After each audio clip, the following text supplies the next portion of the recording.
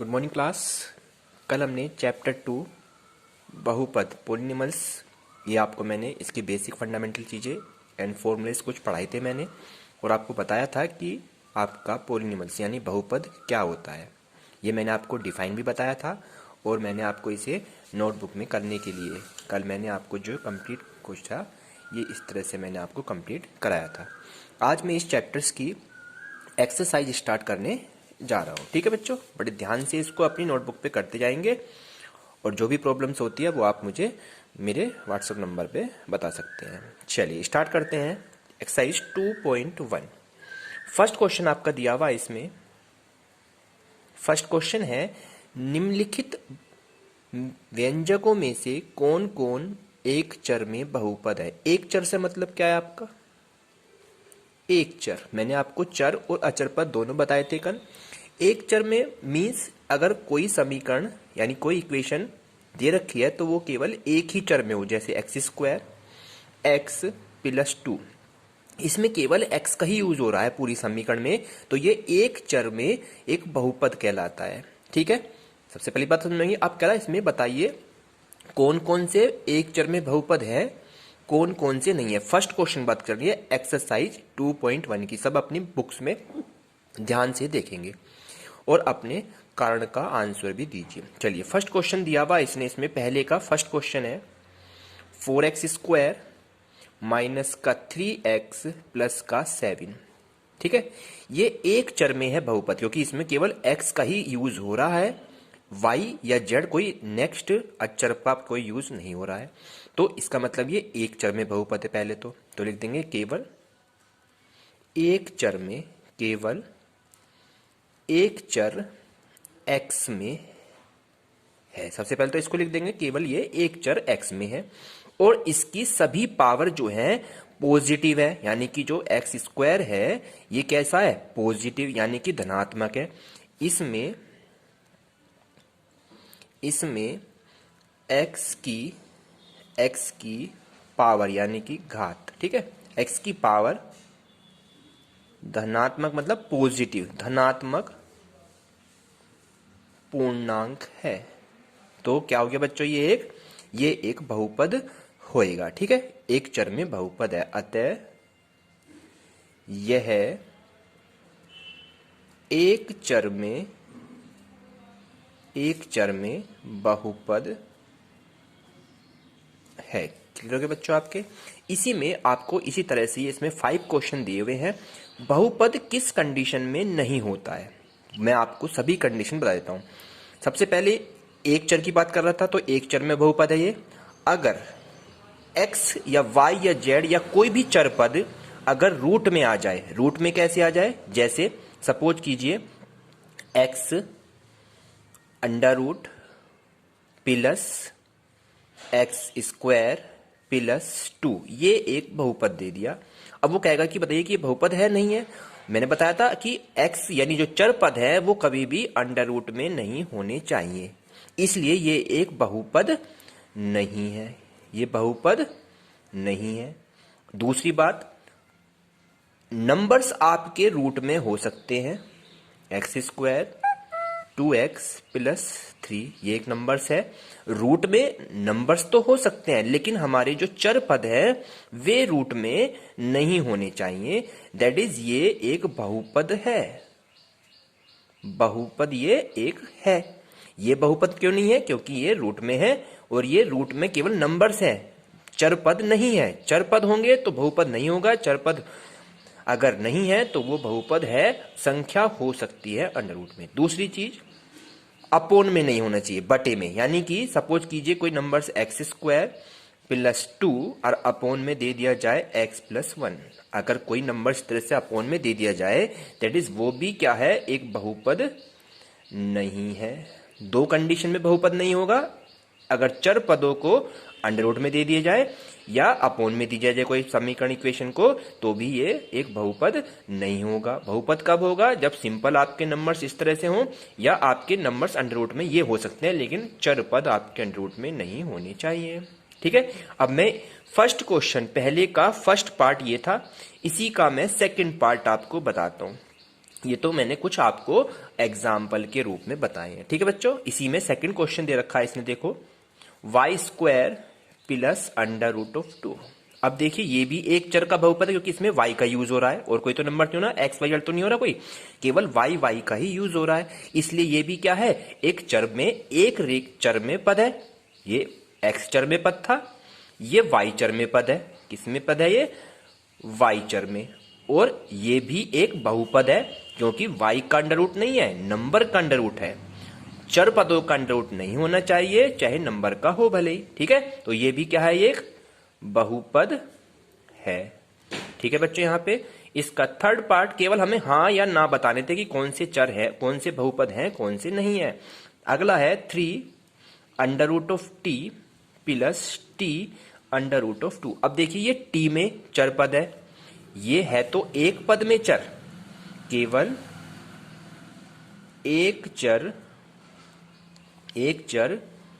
T में है ये, यानी अब क्या चर पद क्या हो गया इसमें, टी।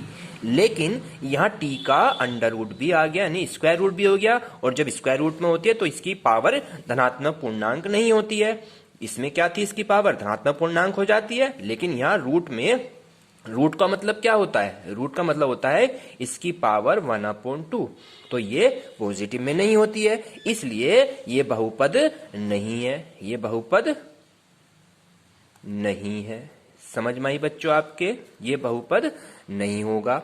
और इसमें नेक्स्ट क्वेश्चन चलते हैं, फोर्थ वाला पार्ट है। फोर्थ में दिया हुआ इसका क्वेश्चन इसने बच्चों, y प्लस 2/y। मैंने अभी बताया था अगर अपोन में कोई नंबर्स होता है दैट इज वो भी बहुपद नहीं होता है तो ये एक चर में ही है, एक चर में ही, क्योंकि y का इस्तेमाल हो रहा है, केवल इसके अंदर y का यूज हो रहा है, बट लेकिन ये अपोन में आ जाती है तो ये एक बहुपद नहीं है। बहुपद बच्चों क्या है, ये नहीं है। ठीक है बच्चों, यहाँ पे तो ये आपका आज मैंने कौन कौन से बहुपद किस टाइप से होते हैं वो आपको मैंने क्लियर कर दिया है।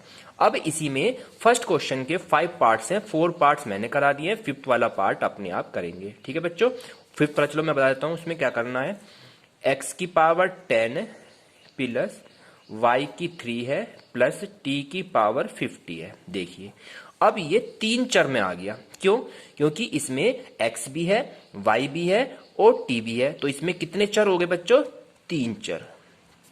ये हो गया 3 चर वाला बहुपद। अब ये बहुपद तो होगा, लेकिन कितने चर वाला होगा, 3 चर वाला एक बहुपद है ये।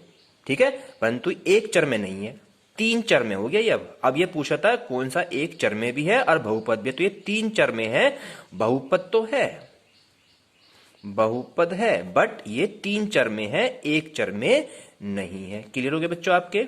चलिए नेक्स्ट क्वेश्चन चलते हैं, इसका सेकंड क्वेश्चन की ओर चलते हैं। इसके सेकंड क्वेश्चन दिया हुआ है, निम्नलिखित में से प्रत्येक में एक्स स्क्वायर का गुणांक बताना है। सेकंड क्वेश्चन अपनी बुक्स में सभी ध्यान से देखेंगे, एक्स स्क्वायर का गुणांक बताना है कि कितना है, वो लिखना है आपको, एक्स स्क्वायर का गुणांक। इसका सेकंड पार्ट का फर्स्ट क्वेश्चन दिया हुआ है 2 प्लस एक्स स्क्वायर, ये हमारा एक क्वेश्चन दिया हुआ है, दूसरे का पहला क्वेश्चन, और पूछ रहा है इसमें कि जो एक्स स्क्वायर की पावर है उसका गुणांक बताइए कितना होगा। तो अब देखिए मैं बताता हूं, एक्स स्क्वायर वाला पावर गुणांक ये है आपके नंबर, इसमें अगर एक्स स्क्वायर के पास यहां कोई भी नंबर्स नहीं होता दैट इज उसका गुणांक 1 माना जाता है। क्या होगा इसका एक्स स्क्वायर का गुणांक, यहां पर एक्स स्क्वायर का गुणांक बच्चों कितना होगा यहाँ पे 1। सपोज कीजिए यहाँ पे एक्स स्क्वायर कोई नंबर दे दे ऐसे 2 plus x plus 3x square आ जाता तो अब एक्स स्क्वायर गुणांक यहाँ पे कितना हो जाता बच्चों, यहाँ पे 3, तो यहाँ हो जाता एक्स स्क्वायर का गुणांक कितना हो जाता, यहाँ पे 3 बन जाता। क्लियर हो गया। तो ये फर्स्ट पार्ट में एक्स स्क्वायर का गुणांक ही आपसे पूछ रहा। इसमें कितने क्वेश्चन दे रखे हैं, 4 पार्ट दे रखे हैं सेकंड के। मैंने आपको फर्स्ट पार्ट करा दिया है, एक second part, third part and fourth part में से थर्ड पार्ट और करा देता हूं आपको। ठीक है बच्चों, चलिए नेक्स्ट चलते हैं इसी का। चलिए बिल्कुल सेम है इसका सेकंड का थर्ड पार्ट।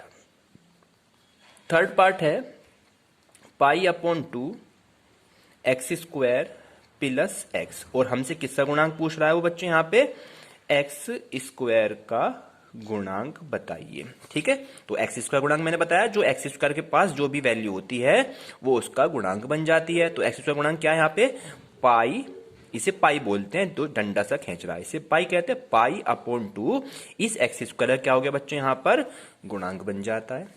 क्लियर हो गया आपको। इसके आपको 4 पार्ट है, 2 पार्ट मैंने करा दिए हैं, बाकी आप अपने आप करेंगे। नेक्स्ट वाला जो लास्ट का 4th वाला पार्ट है उसे और देख लेते हैं। √2 इंटू एक्स माइनस का 1, ये आपका क्वेश्चन है। अब देखिए इसमें क्या आपको हमसे वो क्या पूछ रहा है, केवल एक्स स्क्वायर का गुणांक पूछ रहा है। किसका गुणांक पूछ रहा है बच्चे यहाँ पे हमसे वो ओनली एक्स स्क्वायर का गुणांक बताइए। अब देखिए यहाँ पे क्या एक्स स्क्वायर आपको दिख रहा है कहीं पे, नहीं है ना एक्स स्क्वायर, दैट इज इसका एक्स स्क्वायर का गुणांक क्या होगा, क्या होगा बच्चे यहाँ पर 0 होगा, 0 होगा। ठीक है, यहाँ पे बच्चे समझ में आई। अगर एक्स स्क्वायर है ही नहीं यहाँ पे, उस कंडीशन पे एक्स स्क्वायर गुणांक क्या बन जाता है 0 बन जाता है। अब नेक्स्ट क्वेश्चन की ओर चलते हैं। थर्ड क्वेश्चन, थर्ड में कह रहा है एक 35 पावर वाला यानी 35 घात वाला के एक द्विपद, द्विपद मतलब इसमें 2 पदों का और 100 घात का जिसकी पावर 100 हो, घात का एक पदी का एक एक उदाहरण दीजिए। एक तो 35 घात वाला एक द्विपद बताइए और एक 100 पावर वाला एक पदी बहुपद बताइए जिसमें एक पद हो और जिसमें 2 पद हो। तो कोई भी नंबर्स आप लिख सकते हैं जिसमें आपकी 35 पावर आ जाए। चलिए मैं लिख देता हूं x की पावर 35 प्लस का यहां लिख दीजिए कोई भी नंबर 2 लिख दीजिए, कोई भी जैसे भी नंबर। 2 पद हो गए इसमें 1 और 2, तो ये 2 पद पूछ रहा है द्विपद का, तो 35 घात का लिखो। एक क्वेश्चन तो आपका ये हो जाता है आंसर। फिर कह रहा 100 घात का एक पदी लिखिए 100 पावर का, तो 100 पावर का लिख देते हैं कि x की पावर 100। यहां पे कोई भी नंबर x 10 को लिखो, ये मतलब केवल x की पावर 100 लिख सकते हैं, तो भी आपका क्या हो गया ये एक पद, तो इसमें केवल ये एक पद हो गया 100 पावर का, x की पावर 100 हो गई ना, तो ये हो गया आपका 100 घात का एक पदी व्यंजक। तो ये आपके कोई भी नंबर्स आप लिख सकते हैं, जरूरी नहीं है आप यही नंबर्स लिखें। क्लियर हो गया बच्चों आपके। नेक्स्ट क्वेश्चन चलते हैं, थर्ड के बाद है 4th क्वेश्चन। ठीक है, 4th नंबर देखिए। 4th में कह रहा निम्नलिखित बहुपदों में से प्रत्येक की पावर बताइए। अब क्या हमें बहुपद की क्या बतानी है बच्चों, यहाँ पे घात को बताना है।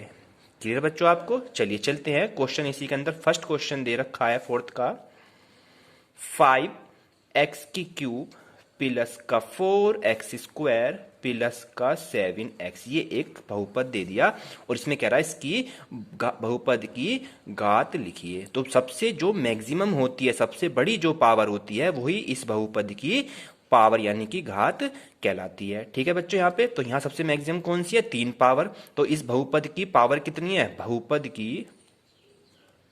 बहुपद की जो पावर है यानी कि जो घात है वो कितनी होगी बच्चों, यहाँ पे इसका आंसर 3 होगा, यानी जो सबसे मैक्सिमम होगी वही इसकी पावर होती है। तो इसके आपके यहाँ पर 4 पार्ट दिए हुए हैं, इसमें से 2 पार्ट मैं आपको और करा रहा हूं। ये तो फर्स्ट पार्ट हो गया, इसका थर्ड पार्ट देखते हैं हम। थर्ड पार्ट है 5t माइनस का √7।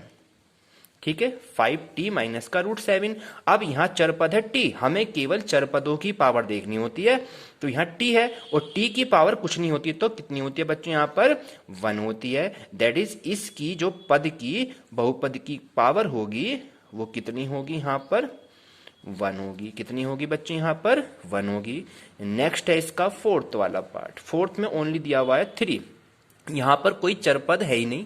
जब हमारे पास कोई चरपद नहीं होता तो ऐसे बहुपद की, ऐसे व्यंजक की पावर 0 होती है। तो इस बहुपद की जो पावर है, बहुपद की जो पावर होगी,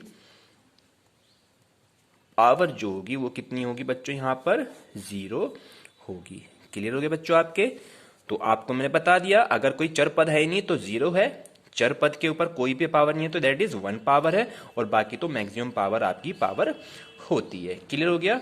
अब इसका 5 नंबर का क्वेश्चन देख लेते हैं। इसमें 5 ही क्वेश्चन एक्सरसाइज में, आज हम 5 ही क्वेश्चन को करेंगे और कल मैं आपको 2.2 एक्सरसाइज कराऊंगा। तो 5वां क्वेश्चन में कह रहा है आपसे कि बताइए बहुपदों में कौन कौन बहुपद रेखिक है। एक तो हमें बताने हैं कौन कौन से रेखिक हैं, कौन कौन से द्विघाती हैं। द्विघाती मतलब जिसमें 2 घात होती हैं, रेखिक जिसमें एक पद रेखिक वाली होती है, जिसमें 2 पद होते हैं, द्विघाती जिसमें 2 घात होती हैं, और तीसरा कह रहा है त्रिघाती जिसमें 3 पावर होती है। 3 टाइप पूछ रहा है इसी क्वेश्चन में कि पहले वो बताइए कौन कौन से तो रेखिक पद वाले हैं, कौन से द्विघाती वाले हैं और कौन से त्रिघाती वाले हैं। तो पहला क्वेश्चन दे रखा है, इसने दे दिए एक्स स्क्वायर प्लस का एक्स स्क्वायर प्लस का एक्स में चर की अधिकतम पावर कितनी है बच्चों, कितनी पावर है अधिकतम 2, तो इसकी पावर जो दे रखी है वो तो दे रखी है 2, और जब अधिकतम पावर 2 है इसका मतलब कैसा समीकरण है ये, बहुपद द्विघाती है, 2 घात वाला बहुपद। कैसा है बच्चों यहां पर, ये द्विघाती है। कौन सा है ये, द्विघाती है। समझ में आई क्लियर आपके। अब इसी में सेकंड पार्ट देख लेते हैं इसका। सेकंड है x माइनस एक्स की क्यूब। ठीक है, x माइनस एक्स क्यूब में आते हैं तो इसकी अधिकतम पावर कितनी है, 3 है। पावर कितनी हो गई इसकी, 3, यदि 3 यहां पर, और ये बहुपद कितनी पावर का है, त्रिघाती है, क्योंकि इसमें 3 घात है, तो बहुपद कितना हो गया ये, त्रिघाती। कैसा हो गया, त्रिघाती हो गया। इसके बाद नेक्स्ट पे चलते हैं। नेक्स्ट में कराता हूं आपको इसमें 4th वाला 6 वाला पार्ट। वो दे रखा है आपका आर की क्यूब। देखिए इसकी पावर कितनी है आर की क्यूब की, यहाँ पर 3 पावर चमक रही है, 2 हो तो 2 लिख देते हैं, इसमें 2 दे रखा है बुक्स में।